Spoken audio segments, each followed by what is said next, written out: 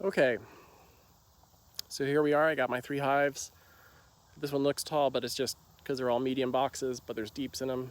It's one of the reasons it's complicated. We'll get there. But what I'm here to do, it's already in the 90s. It's like 10 in the morning. I'm going to check to see how much food they have.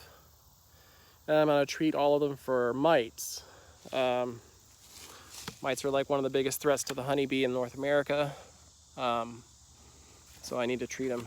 This is one of the treatments. It's going to go in this hive here.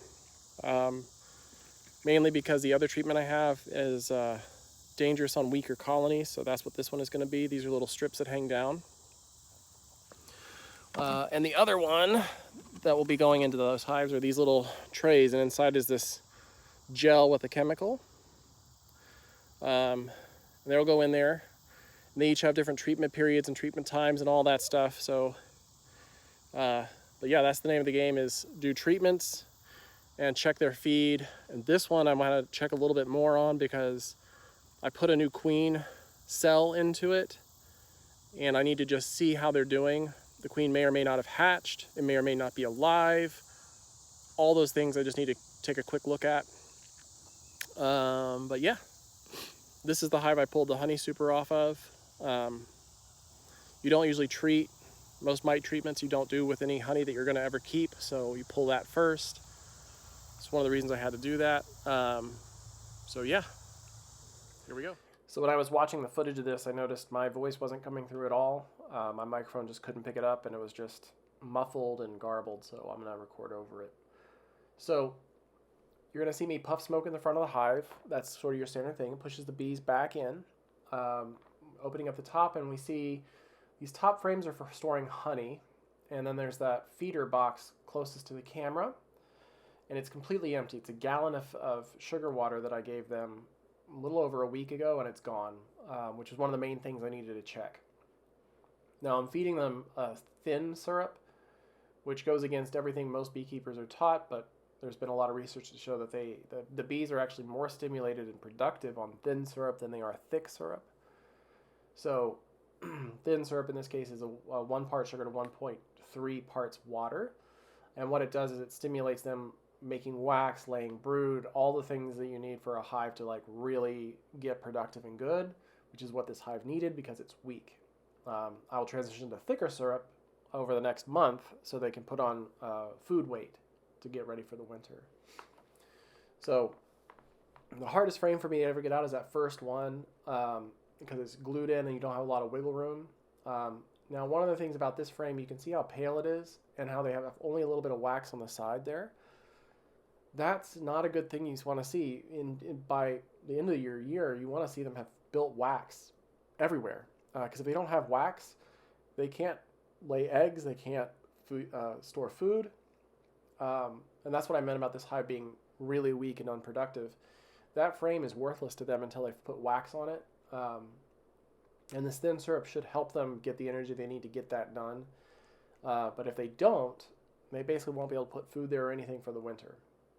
And that's one of the things I've been keeping an eye on with the hive. So what I'm doing now is going through and looking at each one. I'm looking for evidence of the queen. I'm seeing if I can see the queen cup that I actually put in here. And what I'm noticing is the hive is actually a lot stronger than it was even a week ago. And part of this is that I equalized this hive with a frame of brood from another hive that's really strong, which basically just injects this hive something with a bunch of new baby bees that can come to life and get to work. It's a way to help supplement a weak hive quickly. It gives them eggs to work with if they need to requeen. It's just a way to balance everything out. And bees aren't so territorial that they care.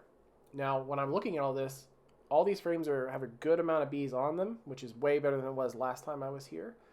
And you can see that like brown, dull brown in the middle, almost like a football shape.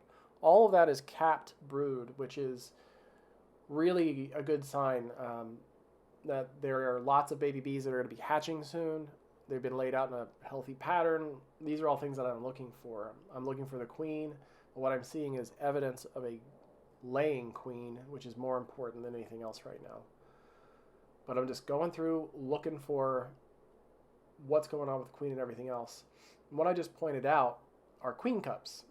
And they stick out like nodules. They're not like normal honeycomb. And they're these big cups that sit off to the side that they put an egg in and feed it royal jelly and seal it, and a queen emerges. And the fact that they were starting queen cups, I mean, bees do this anyway. It's not like a big deal. But they had started queen cups. I had already given them a queen and equalized the hive.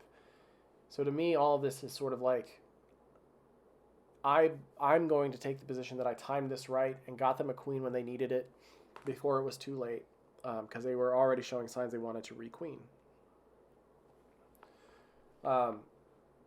So now we're just going through looking to see. So what I'm really looking for is I jammed a fully sealed queen cup ready to hatch a queen into one of these things a week ago, and I can't find it. So either it fell out and it's gone, or the queen emerged and it's gone. I don't know. But there's brood, there's all that other stuff, so I'm not terribly worried about anything. You can never see it in these pictures and video because I don't get close enough to the camera. But in the bottom of the ones that don't have that dull brown cap on top, there are worm-like larvae and eggs. So I'm seeing evidence that there's a laying queen in here, which means that the hive is still growing and getting healthy, it's late for it to do that, but that's what I want it to do. I don't want it to die off. Now on this, you see a different color wax near my hands. That's honey. That's food that they're actually storing up. These outer frames is usually where they store their food. And the first one I started with, they hadn't even done wax. But this one, they're maybe a third done, filling full of honey. What I would really like to see is 3 or 4 of these pretty reasonably full of food. So I'm feeding them thin syrup now to get them productive, and then I'm going to feed them heavier syrup later. Now that thing I pointed to are a couple of bees feeding each other, or kissing each other. If I remember right, forager bees, when they return with nectar, they will basically get to the hive and give it to another bee to process. And they do that by basically just barfing it out into the other bee, who then eats it and then takes it somewhere else, barfs it, and processes it. Great, right? Now these are the apivar strips. I've never used these before, but they're like plastic strips. They're covered in chemicals. And you just tear them apart, pop out the little triangle, which acts as like an anchor to hold it to the top.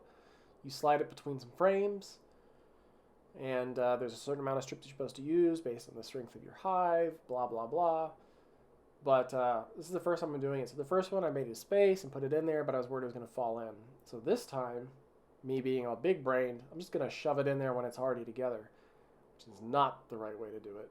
It was really hard to get it in there, and the bees really made it clear that was a mistake on my part. But it's done. The 2 strips are in there. They can stay in there for up to 42 days, and they just kill mites. And the idea is that you kill the mites now in the summer as they begin to lay their sort of fall and winter bees. And those fall and winter bees basically get to enjoy a mite-free life, so that when the spring hits and they need to hit the ground running hard, they're all healthy and mostly mite-free. So there we go. We're reassembling everything. It's all going back on, and I'll come back and feed this hive in a few days, as well as the others, because they all wound up having nothing in them. Okay, quick contrast between hives so I can show you what I'm talking about. This is the swarm hive I caught, and that's a frame of bees. On the outermost frame, it's actually almost only honey. That's how many bees there are. And if you look inside, it's just full of bees. There's even more over there. This is a very, very strong, healthy hive. I'm going to use my leftover strips on this one so I don't waste them, but very different from that other hive. But there you go.